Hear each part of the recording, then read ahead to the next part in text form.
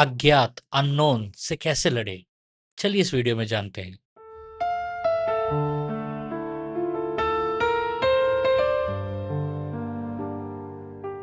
मेरा किताब 31 आत्माएं जिन्हें हर विश्वासी को जानना चाहिए।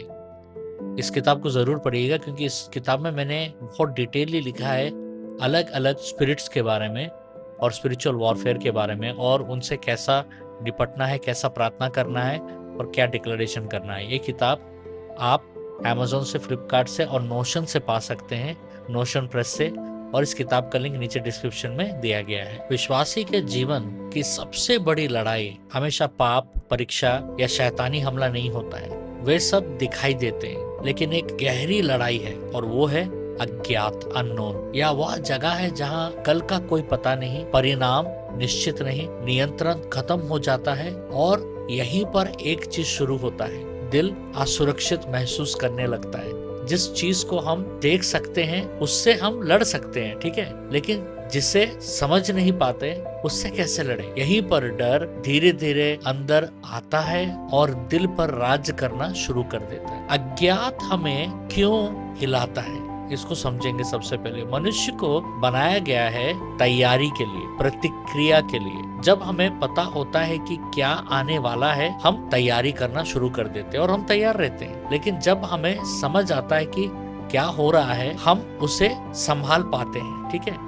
लेकिन अज्ञात इन दोनों को हटा देता है। तब मन क्या करता है? वह अनुमान या गैस लगाना शुरू करता है। और समस्या यह है, मन डर को जल्दी सोचता है, विश्वास को नहीं। अज्ञात में मन की 4 प्रतिक्रियाओं को समझिएगा आज।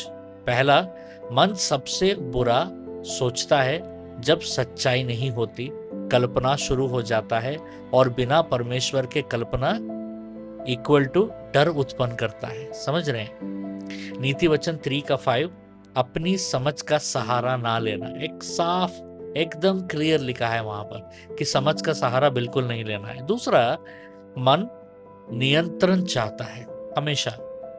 जब कुछ समझ नहीं आता है, हम सब कुछ कंट्रोल करना चाहते हैं, लेकिन नियंत्रण विश्वास का दुश्मन बन जाता है, ठीक है।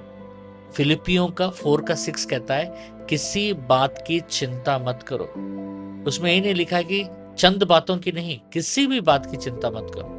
तीसरा, मन प्रार्थना की जगह चिंता करना शुरू करता है। प्रार्थना पर ध्यान भी नहीं रहता है। जब हमें नहीं पता क्या करना है, हम चिंता करते हैं, लेकिन परमेश्वर चाहता है कि हम उसकी ओर जाए, घबराहट की ओर ना जाए। पहला पतरस 5:7, 5:7, अपनी सारी चिंता उस पर डाल दो। चौथा, मन को शांति तभी मिलती है जब भरोसा होता है। शांति जवाब से नहीं आता है, शांति आता है परमेश्वर पर भरोसा करने से। यशायाह का 26:3 कहता है, तू उसे पूरी शांति में रखेगा। देखिए, अज्ञात समस्या नहीं है, तो समस्या क्या है? परमेश्वर ने हमें निश्चितता से नहीं, विश्वास से जीने के लिए बनाया है, ठीक है। दूसरा कोरिन्थियन का 5:7, 5:7, हम विश्वास से चलते हैं, देखने से नहीं। विश्वास का मतलब यह नहीं है कि आपको सब पता है, बल्कि यह है कि आप जानते हो कौन नियंत्रित कर रहा है, कौन नियंत्रण में है, आपका जीवन किसके नियंत्रण में है। ये विश्वास है। देखना क्या लाता है पता है? देखना डर लाता है, विश्वास हिम्मत देता है। पतरस पानी पर चला जब तक उसने तूफान नहीं देखा। मत्ती का 14:30 में हम पढ़ते हैं। देखना सबूत मांगता है। जब भी आप कोई चीज देखना चाहते हो ना, तो वो सबूत मांगता है। विश्वास बिना सबूत चलता है। इब्रानियों का 11:1। देखना परमेश्वर को सीमित कर देता है और विश्वास परमेश्वर को काम करने देता है। मार्कुस का 9:23।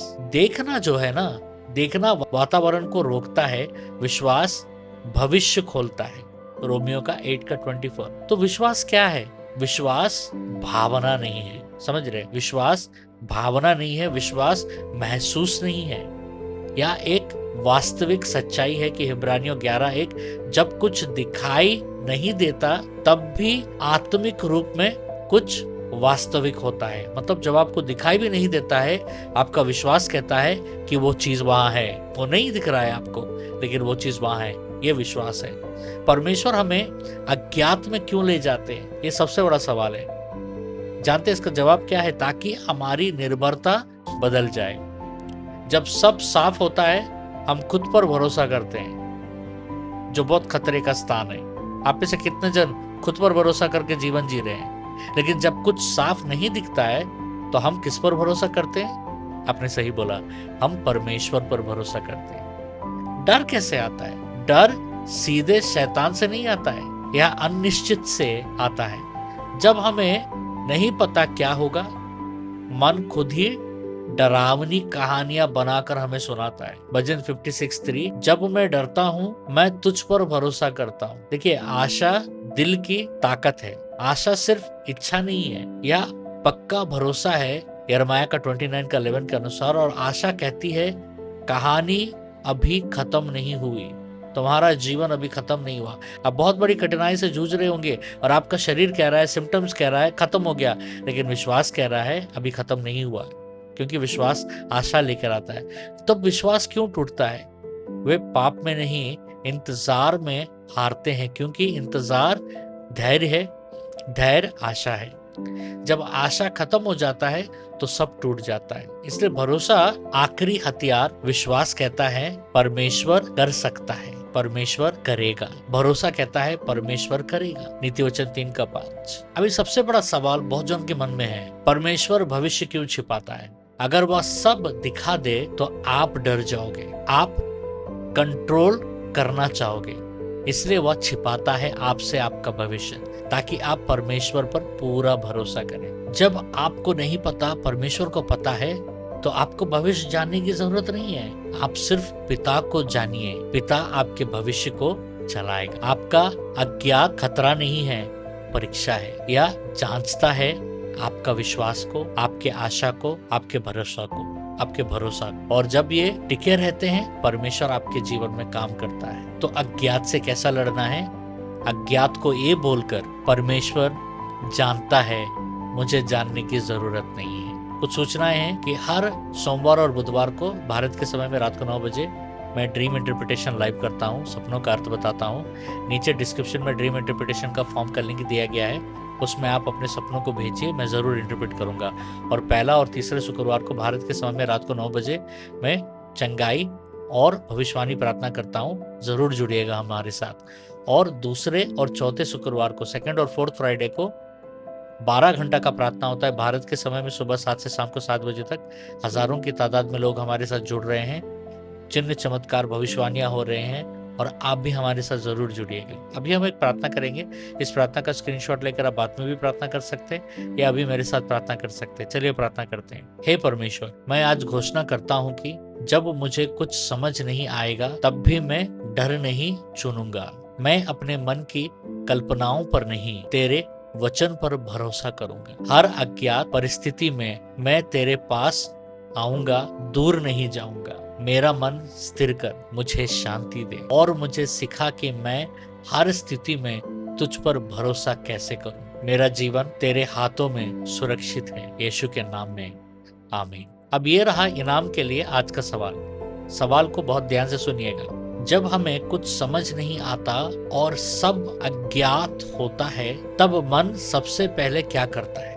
एक लाइन में भी जवाब दे सकते हैं, और पहले 3 सही जवाब देने वालों में से 2 जन को हमारा किताब इनाम में मिलेगा, और किताब बाई पोस्ट आएगा आपके घर। और प्लीज मेरा गुजारिश है, कमेंट्स को चेक करते रहिएगा, क्योंकि मैं विनर को कमेंट्स में अनाउंस करता हूँ। अगर आपका कोई सवाल है ना, तो आप कमेंट्स में जरूर कीजिएगा, क्योंकि मैं हर सवाल का जवाब देता हूँ, हम हर कमेंट का जवाब देते हैं। कोई भी सवाल है आपका, आप कमेंट कीजिएगा और हम उस कमेंट का जवाब देंगे। अगर आपको कोई प्रार्थना का जरूरत है, तो नीचे डिस्क्रिप्शन में प्रेयर का फॉर्म का लिंक दिया गया है, उसमें आप अपनी प्रार्थनाओं को जरूर भेजिएगा, क्योंकि हमारा बहुत बड़ा टीम है। हमारा टीम का नाम है Lions, leaders of intercession over Nations. हमारा लायंस आपके लिए प्रार्थना करेंगे, और जो लायन आपके लिए प्रार्थना करेंगे, वो आपके प्रार्थना को रिकॉर्ड कर आपके दिए हुए नंबर पर भेजेंगे। फॉर्म को एक बार नहीं, कई बार भरिएगा, क्योंकि हम और हमारा टीम जो लायंस है, आपके और आपके परिवार को कवर करना चाहते हैं। परमेश्वर आपको बहुत आशीष दे।